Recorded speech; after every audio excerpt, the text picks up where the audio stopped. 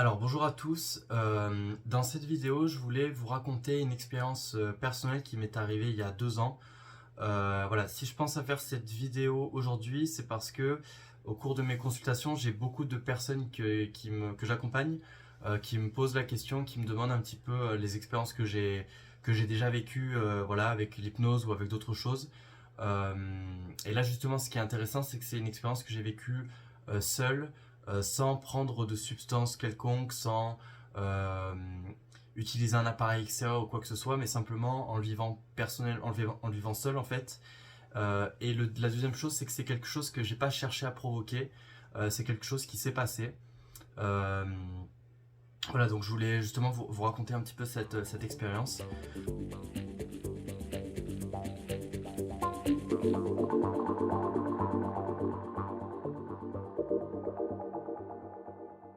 Euh, Avant de commencer sur l'expérience, je veux juste dire que c'est une expérience qui m'a transformer un peu mon regard sur la vie parce que quand on vit ce genre d'expérience, c'est compliqué après ça pour les personnes qui sont pas spirituelles de pas le devenir parce qu'on réalise qu'il y a vraiment d'autres choses qui ne peuvent pas vraiment être fabriquées, enfin en tout cas de ma croyance à moi, qui ne peuvent pas vraiment être créées par le mental, qui ne peuvent pas être juste quelque chose qui arrive par hasard. Il y a vraiment, ça dépasse des choses qu'on imagine ou qu'on a perçues avec nos petits sens en fait classiques humains on va dire. Voilà, donc je voulais un petit peu raconter cette expérience. Donc c'était il y a 3 ans en fait, voilà, donc je médite à peu près depuis 5-6 ans, tous les jours, à peu près voilà, entre 10 et 30 minutes, ça dépend du temps que j'ai, ça dépend de mon besoin. Voilà, je fais plusieurs méditations, quelquefois c'est des méditations de pleine conscience, quelquefois c'est la méditation transcendantale, quelquefois c'est la méditation guidée, voilà, ça dépend vraiment de mon besoin en fait. Euh, et à cette époque, il faut savoir que voilà, j'étais très intéressé par le livre de Joe Dispenza, Devenir super conscient, dans lequel il parle de la manière dont on peut accéder par la méditation dans ce qu'on appelle la 5e dimension, c'est-à-dire le monde qui est immatériel, dans lequel on a la capacité de modifier en fait directement la matière, enfin pardon, directement l'énergie pour que par la suite on puisse créer des synchronicités et les vivre dans la réalité. Donc ce qu'on appelle de manière plus classique la loi d'attraction. Voilà, donc j'étais très intéressé par ça et je méditais beaucoup pendant cette période, mais c'était quelque chose qui me semblait assez complexe en fait à faire.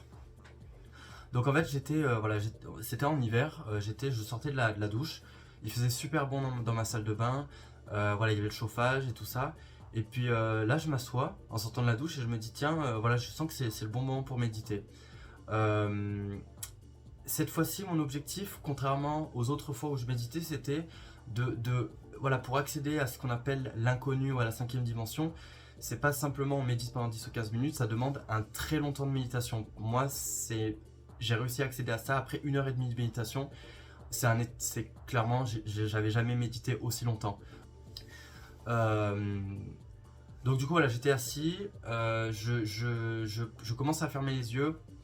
Et en fait, je rentre en état de méditation classique. Au bout de 10-15 minutes, voilà, j'accède à un état de relaxation, de détente, donc l'état méditatif assez classique. Et il y a un moment où en fait, je commençais à être... Ça a commencé à devenir très long, j'avais pas vraiment la notion du temps. Ça a commencé à me sembler super long, j'avais vraiment l'illusion que je méditais depuis plusieurs heures. Donc je commençais à être fatigué, je commençais à avoir faim, à vouloir bouger, à vouloir me lever, à me déplacer, mais c'est ce que j'avais appris justement dans le livre, c'est que pour arriver à accéder à cet état à ce niveau-là très avancé, votre corps et votre mental va tout faire pour vous faire bouger, parce que c'est pas naturel en fait de rester assis et d'avoir les yeux fermés pendant autant de temps.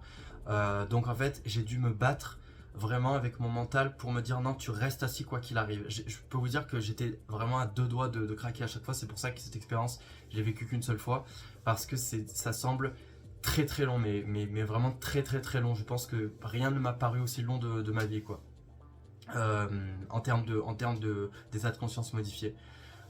Donc du coup, je ferme les yeux, voilà. Donc ça fait 15 minutes que je médite, et il y a un moment où en fait le mental commence à réagir, il commence à y avoir des choses qui commencent à s'afficher au niveau du visage. On a l'illusion qu'il y a cet effet stroboscopique, cet effet kaléidoscopique, avec plein de choses qui se passent et tout ça. Donc à ce moment-là, c'est parce qu'en fait l'activité cérébrale elle se transforme Voilà, il y a l'état bêta, alpha, zeta, delta, gamma.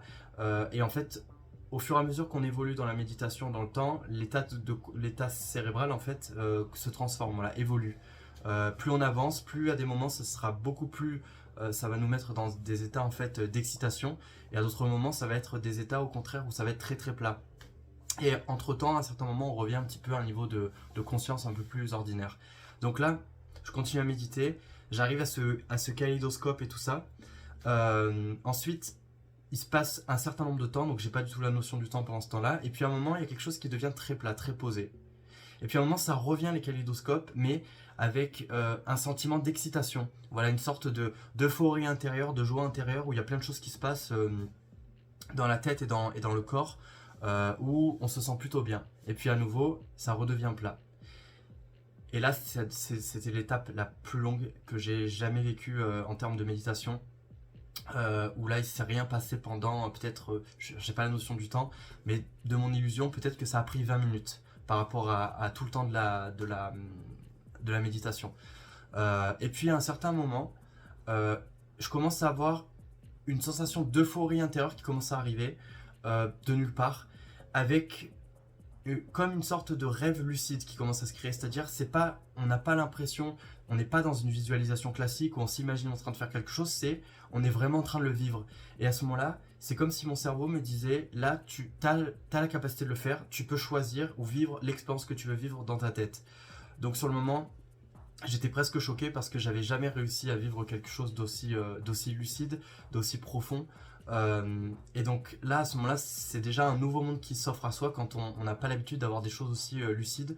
Surtout que là, on n'est pas en train de dormir, hein, on n'est pas en train de dormir, on n'a pas pris quelque chose, c'est pas induit par quelqu'un, donc c'est très différent parce que c'est vraiment seul que ça se passe. Et puis il y a un moment donc où je commence à visualiser des choses, à m'imaginer des situations et tout ça. Et puis là, il y a un autre moment où c'est comme si je sens que, voilà, il y a je me vois un petit peu comme si comme si mon corps était une sorte de chrysalide et que je sortais de mon corps. Alors à l'époque, je savais même pas encore que c'était ça, mais apparemment on appelle ça la sortie astrale ou la sortie de corps. Avant ce moment-là, j'avais déjà entendu parler de sortie astrale, mais c'était quelque chose que j'avais pas vécu, donc c'est pas quelque chose qui me touchait vraiment profondément. Et là donc je sens que je sors de mon corps. Et à ce moment-là, il y a un sentiment de bonheur infini, d'amour infini. Il n'y a pas vraiment de terme pour ça. C'est un bonheur auquel, matériellement, on ne peut jamais avoir ce niveau de bonheur-là. J'ai jamais ressenti ça avec n'importe quelle relation. J'ai jamais ressenti ça même dans des niveaux très profonds d'amour. J'ai jamais ressenti ça en voyageant, avec n'importe quelle expérience. En fait, c'est plus beau que tout. C'est peut-être 10 fois, 20 fois mieux que la meilleure expérience de ma vie que j'avais vécue. Parce qu'à ce moment-là, on a l'impression d'être connecté au tout. On entend souvent ces termes et tout ça. Pour tous les gens qui lisent un petit peu des choses spirituelles ou tout ce qui est un petit peu métaphysique. Mais c'est pas forcément quelque chose c'est quelque chose qu'on entend, mais c'est pas forcément quelque chose qu'on vit. Là, à ce moment-là, j'ai ressenti ce bonheur infini, mais ce bonheur qui est au-delà de ce que je pensais qu'on pouvait vivre. J'ai jamais vécu ça dans un état de conscience classique en fait. Et à ce moment-là, j'ai à la fois la capacité d'être à l'extérieur de mon corps, de re-rentrer dans mon corps. Donc je peux être à la fois conscient de mon corps et conscient que je suis en train de visualiser ou de ressentir cette chose-là. Mais je peux aussi me balader dans la pièce autour de moi. Voilà, je sors de la salle de bain, j'ai la capacité, voilà. Alors, encore une fois, chacun ses croyances. Certaines personnes vont dire que c'est simplement dans la tête, d'autres personnes vont dire qu'on accède à une autre dimension. Moi, c'est plutôt ma manière de penser. Surtout que là, par rapport au livre que j'ai lu justement sur devenir super conscient de Joe Dispenza, il y a vraiment cette idée d'accéder à la 5e dimension. C'est-à-dire, à ce moment-là, on n'est plus dans la physique newtonienne, on n'est plus dans toutes les choses qui sont liées à la matière, mais on impacte directement l'énergie qui est autour de soi. On rentre sur un autre plan, on rentre sur une autre dimension, et du coup on perçoit les choses différemment et on est quelque chose qui est différent. On n'est plus notre corps en fait, on est dans ce qu'on appelle l'inconnu, ce moment où on se sépare et c'est plus notre corps qui fait ça en fait. C'est assez complexe à expliquer, mais on le ressent, on le sent. Et j'avais la capacité donc de voir les objets qui étaient autour, mais pas des objets tels quels, mais plutôt sous forme de masse énergétique qui circulent comme des sortes de mouvements vert, bleu, jaune, voilà, différents meubles en fait autour de, enfin, qui étaient à l'extérieur de ma salle de bain. Et j'avais même la capacité, en tout cas l'impression, après je sais pas si c'était quelque chose qui était réel ou si c'était dans ma tête, mais que je pouvais observer à la fenêtre et voir qu'il y avait carrément une personne qui était en train de marcher dans la rue, de loin en fait de ma fenêtre. Et c'est comme si on était conscient de tout, qu'on ressentait tout, et en même temps on se voit de l'extérieur. Du coup, quand je m'observais, je m'observais pas comme une autre personne qui m'observerait, mais plutôt comme quelque chose qui est sur un plan supérieur. Certaines personnes vont parler de Dieu ou d'un divin ou d'un esprit supérieur. On a vraiment cette sensation qu'on accède à, à quelque chose de supérieur. On a même un regard où, quand je m'observais, j'avais presque de la compassion pour moi parce que je me disais, ah là là, le pauvre petit humain, il galère, il est obligé de gagner de l'argent dans sa vie, il est obligé de tout faire pour se sentir bien, il est obligé de se battre pour réussir à voir les choses. En fait, c'est comme si on accédait au monde énergétique, à un monde qui est ce qu'on appelle donc la cinquième dimension. Et du coup, on voit ça depuis la cinquième dimension et on observe le petit être humain de la troisième dimension qui vit toutes ces choses où il galère, où il est dans l'ego, où il doit se battre, où il doit essayer de se prouver des choses, enfin tout un tas de choses en fait où on est ultra conscient de tout ça en fait. Et c'est pas, on a l'impression qu'on a la connaissance ultime de tout, mais pas une connaissance égotique où on a la sensation d'être super intelligent, de connaître tout, mais plutôt comme quelque chose de très neutre en fait, où on est connecté au tout. Voilà, c'est la sensation qu'on a en fait d'être connecté au tout. Et du coup, quand on vit ce genre d'expérience, on a une sensation, on a un rapport à la vie qui est très différent parce que on a eu la capacité d'accéder à un autre niveau de quelque chose. Et du coup, quand on revient après dans notre corps, moi sur le moment quand j'étais dans cet état là, justement dans la cinquième dimension, j'avais presque peur de ne pas pouvoir revenir dans mon corps, ou j'avais presque l'illusion dans ma tête de me dire, est-ce que là je suis pas en train de faire un choix de soit rester dans la cinquième dimension, soit dans la troisième dimension. Et c'était tellement intense, c'était tellement profond, c'était tellement beau et tellement cette sensation ultime d'abondance que c'était presque trop par rapport à ce que j'avais vécu, par rapport à ce que je connaissais en tant que petit être humain. Et du coup, comment dire, j'ai presque eu envie de revenir dans mon corps pour me dire que c'était possible de revenir en fait, tellement c'était autre chose, vraiment quelque chose qui était fou, enfin un sentiment mais qui dépasse tout ce qu'on peut vivre. Et du coup après, consciemment j'ai décidé de revenir dans mon corps et je suis sorti de la méditation. Donc en fait la méditation elle a duré un peu plus d'une heure et demie, c'est-à-dire 3 fois plus longtemps que les méditations que j'avais l'habitude de faire. Et on a un rapport. Je me rappelle qu'après cette expérience, bizarrement, je me suis pas levé, je suis resté assis pendant 20 minutes et j'étais juste en train de process ce qui venait de se passer. Voilà, un peu comme quelqu'un qui vient de faire une séance d'hypnose où il a besoin de se poser et de laisser un petit peu le cerveau process.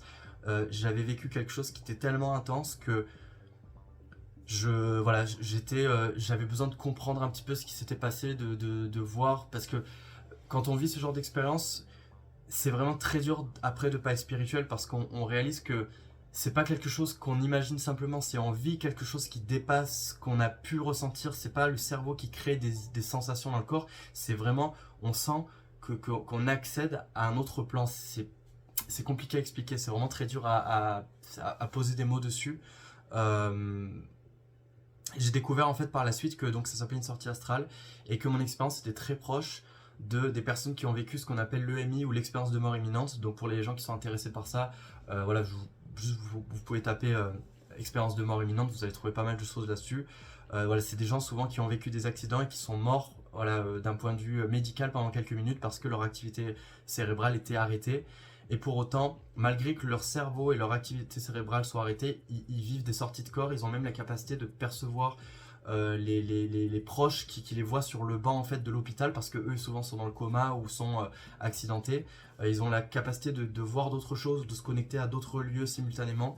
Voilà, c'est vraiment ce que j'ai vécu en fait. Et après ça, on a accédé à ce truc-là. Donc quand on revient dans l'humain, on sait qu'il y a autre chose. On l'a vécu en tout cas. C'est pas quelque chose qu'on apprend ou qu'on lit ou qu'on entend. C'est quelque chose qu'on a vécu.